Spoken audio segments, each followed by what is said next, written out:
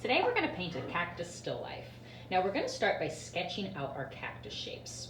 Near the bottom of my paper, I'm going to draw some short, rounder cacti. And it's okay if your cactus overlaps like this. That could be kind of an interesting detail.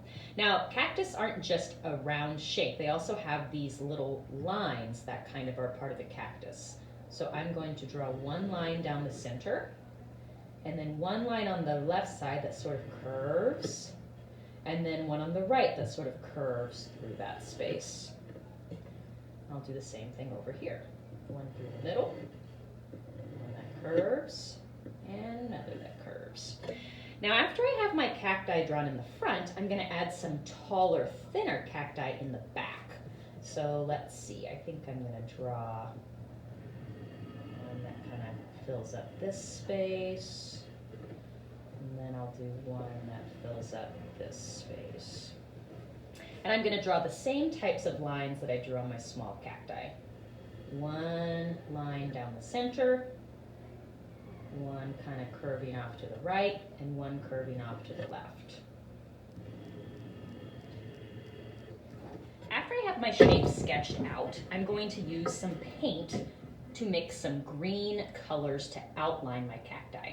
So I already have yellow and blue on my paint palette. I'm just going to choose an area where I'm going to mix my color and mix a little bit of yellow and blue together until I start getting the colors of green that I want. Now when I have a color that I like, I'm just going to paint right over my lines with some nice thick brush strokes.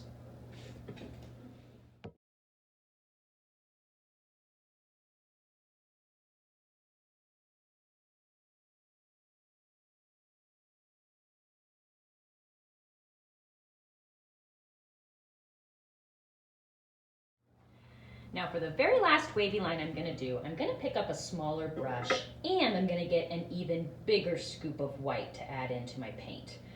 This tint is going to be almost mostly white. Barely any little green paint in there.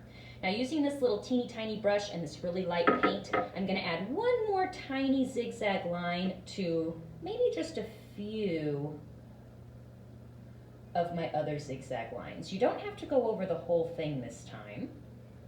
This is just sort of like a highlight on a few of the bumpy areas of our cactus, so you don't have to put it everywhere. I usually just put a few kind of on the top. It's also a really good idea on this project to start your wavy lines on your cacti that are in the background, and then after you finish those, come back and do the wavy lines on your cacti in the foreground. That way it will look like these cacti are in front. When our cacti are all done, there's a couple extra things we're going to do to finish up our picture. First, we're going to add some needles to our cacti using a little piece of cardboard. We're going to use this sort of like a stamp to print on the lines of the needles. So I'm just going to dip the little skinny end into the white paint, and I'm going to stamp this wherever I want a needle to stick out of my cactus. And usually needles kind of grow in little clumps, so I like to sort of add maybe 3 or 4 little, or maybe even 5 needles radiating out from the same point of the cactus. And you can add as many needles as you like. I like to put them around the edges and on the inside too. Just make sure that you don't forget to put them in their little clumps, otherwise they might not look like needles.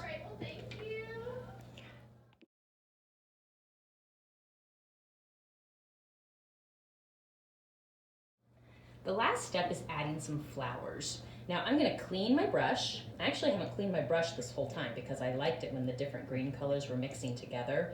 But with my pink flowers, I don't want any green paint to come through. So I'm cleaning it, wiping it off, and I'm going to create a tint of pink.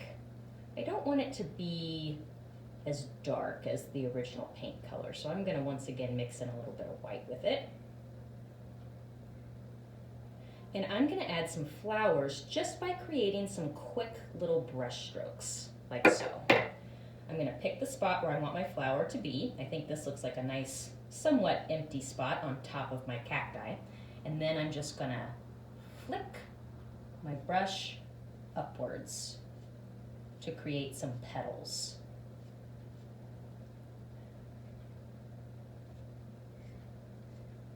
And sometimes I get some pure white and add a little white mixed in on the very top to kind of make the petals stand out a little bit more.